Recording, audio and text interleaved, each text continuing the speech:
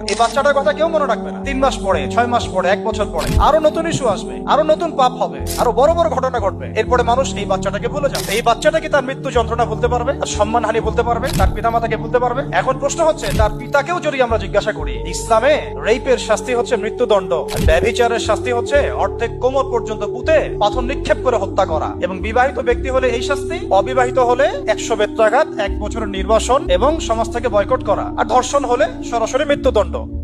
3 মাস সময় লাগার কথা না, 3 দিনের মধ্যেই করা সম্ভব। এটা শরিয়া আইন, এটা আল্লাহ রাব্বুল আলামিনের শরিয়া বিধান। এখন তারাও কি এটাতে রাজি হবেন? যারা শোক প্রকাশ করছেন তারা কি এই বিধানটা কার্যকর করতে রাজি হবেন? যে দর্শককে সবার সামনে প্রকাশ্যে মৃত্যুদণ্ড দেয়া হোক, শরিয়া আইন কার্যকর করা হোক? রাজি হবেন না। কারণ আপনারা বলবেন এটা করতে গেলে বাংলাদেশ থেকে মৌলবাদী রাষ্ট্র হয়ে যাবে। তো সমস্যার গোড়ায় আপনারা যেতে চান না, ডালপালা নিয়ে নাড়াচাড়া করেন।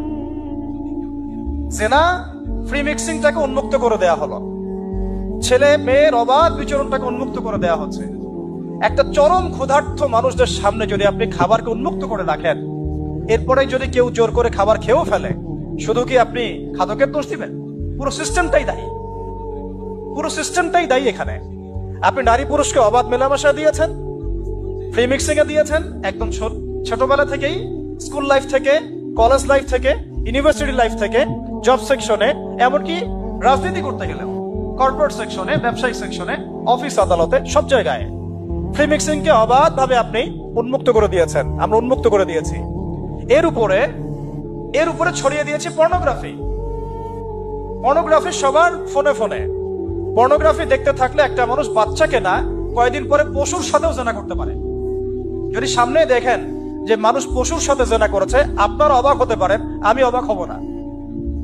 কারণ পর্নোগ্রাফি মানুষকে পশুর সাথেও জেনা করতে শেখাবে। বাচ্চা তো কিছুই না। এর উপর আছে বিবাহ বহির্ভূত সম্পর্ক, ব্যভিচার, জিনা, ফ্রি মিক্সিং, ভ্যালেন্টাইন্স ডে মতো দিবসগুলো পালন করে ছেলে মেয়ের অবাধ মেলামেশা।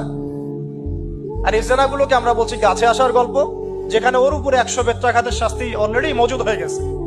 আর কতগুলো যে জেনা হয়েছে এটা তো আল্লাহ পাক ভালো জানে। একটা দুইটা তো করে নাই, একটার পর একটা চেঞ্জ করেছে। বিবাহিত ব্যক্তি পর্যন্ত অন্যের স্ত্রীর সাথে জেনা করেছে। আর এটা তো ধর্ম তো অনেক বড় বিষয়, ধর্ম তো অনেক বড় বিষয়। এটা তো একটা মানবতা বিরোধী অপরাধ, এটা তো একটা মানবতা বিরোধী অপরাধ। এখন সমস্যা কি এক কেন্দ্রিক? এটা বহুমুখী সমস্যা।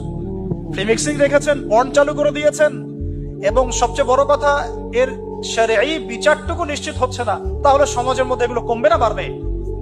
সিম্পল, সমাজের মধ্যে এগুলো বাড়বে। 6টা কাজ করেন,